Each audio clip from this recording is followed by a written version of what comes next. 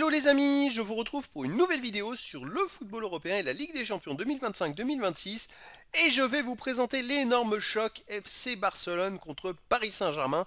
C'est un match qui a lieu ce mercredi 1er octobre 2025 à 21h pour le compte de la deuxième journée dans cette compétition. Alors le FC Barcelone c'est le 12e du classement qui reçoit le PSG, le deuxième et vainqueur de la dernière Ligue des Champions en titre. Et donc dans cette vidéo, on va revenir sur le classement de la Ligue des Champions avec les statistiques des deux équipes. On verra également les résultats et le calendrier de ces deux équipes dans cette compétition, ainsi que le classement des meilleurs marqueurs et passeurs dans cette Ligue des Champions 2025-2026. On enchaînera par les 10 derniers résultats, toutes compétitions confondues et les stats du FC Barcelone et du PSG. On terminera par les compositions d'équipes et tactiques éventuelles, ce qui nous permettra d'avoir une idée et une tendance à cette rencontre. Alors pour ceux qui souhaitent voir ce match à la télé, sachez que vous pouvez le voir sur Canal+ et Canal+ Foot. Et donc au classement, je rappelle qu'on a une poule, un championnat avec 36 équipes et il y a 8 journées. À la fin des 8 journées, les 8 premiers seront qualifiés pour les 8e de finale. De la 9e à la 24e place, les équipes joueront des 16e de finale et au-delà, les équipes seront éliminées. Et pour l'instant, Barcelone est 12e, donc ils font partie des 14 équipes qui ont gagné à la première journée puisqu'ils ont gagné 2 buts à 1, je crois, à Newcastle, on va le voir un peu plus loin. Une victoire qui est très importante pour démarrer cette compétition. Et le PSG de son côté déjà deuxième grâce à sa victoire 4-0 face à l'Atalanta de Bergame. Donc on va voir, mais ça va être un énorme choc cette rencontre entre ces deux équipes. Alors au niveau des calendriers et résultats, donc Barcelone a gagné à Newcastle 2-1.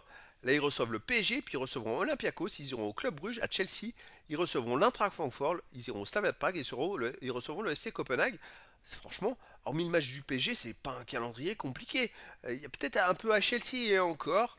C'est vraiment un très bon calendrier pour Barcelone qui se doit, avec ce calendrier, de finir dans les 8. Le PSG donc avait démarré par la victoire 4-0 contre l'Atalanta de Bergame. Là ils jouent à Barcelone, ils iront au Bayer Leverkusen, ils recevront le Bayern Munich, Tottenham, ils iront à l'Athletic Bilbao, puis au Sporting Portugal, ils recevront Newcastle. Le PSG a un calendrier peut-être un peu plus difficile, mais aussi peut finir dans les 8. En tout cas, démarre mieux que la saison passée en Ligue des Champions, où le démarrage a été très laborieux.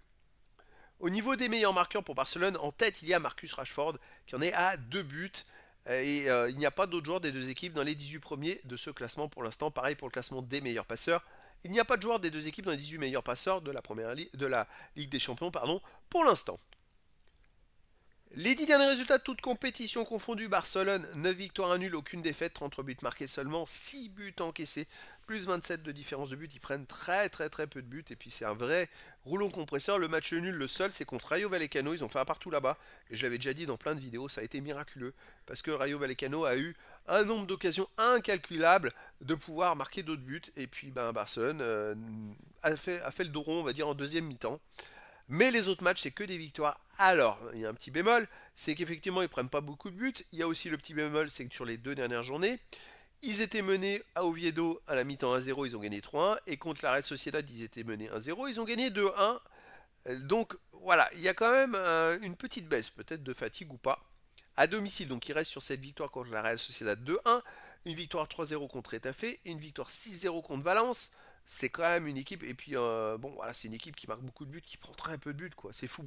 Le PSG de son côté sur les 10 derniers matchs, 7 victoires, 1 nul de défaite, 22 buts marqués, 9 buts encaissés, plus 13 de différence de buts. Alors, il y a une défaite la semaine dernière à Marseille, 1-0. Voilà, sinon il y avait la finale de la Coupe du Monde des clubs, mais cette défaite, bon, elle était un peu étrange. Ils étaient un peu dedans, il en manquait beaucoup de joueurs parce qu'il y a beaucoup de blessés. On va voir ce que ça va donner parce que là, les 3 autres matchs qu'ils ont joués autour de cette défaite, c'est que des matchs à domicile. Avant cette défaite, ils avaient gagné 6-3 à Toulouse à l'extérieur. Ils ont aussi gagné 1-0 à Nantes. Là, c'est quand même chez une grosse équipe. Donc on va voir si la défaite de Marseille, ça peut leur servir hein, pour la suite de la compétition. Ça peut être pas mal pour toutes les compétitions. Personnellement, je ne sais pas ce que ça va donner, mais je trouve que le PSG est un peu moins bon que la saison passée. Il y a pas mal de blessés. Je pense que Barcelone peut être au-dessus. Et je verrais bien, malheureusement, une victoire de Barcelone 2 buts à 1 face au PSG. Mais après, dans le foot, tout est possible. Au niveau des compositions d'équipe et tactiques pour Barcelone, on aurait du 4-2-3, un gardien Szczesny, défense Koundé, Arroyo, Cubarsí, Martin, milieu de terrain défensif De Jong et Pedri, milieu offensif Eli, Rashford, Dani Olmo, Yamal, attaquant Lewandowski. Et pour le PSG, on aurait du 4-3-3, gardien Chevalier, défense Hakimi, Zabarni, Pacho, Nuno Mendes, milieu de terrain Ruiz ou Mayulu, Vitinha ou Lee, et Zaire Emery, attaquant Kvaratskhelia ou Mbaye, Ramos et Barcola. Donc voilà les amis, le décor est planté entre ces deux équipes et donc je vous donne rendez-vous ce mercredi 1er octobre 2025 à 21h pour le match de football de la deuxième journée de la Ligue des Champions 2025-2026. Le FC Barcelone 12e du classement reçoit le PSG le deuxième.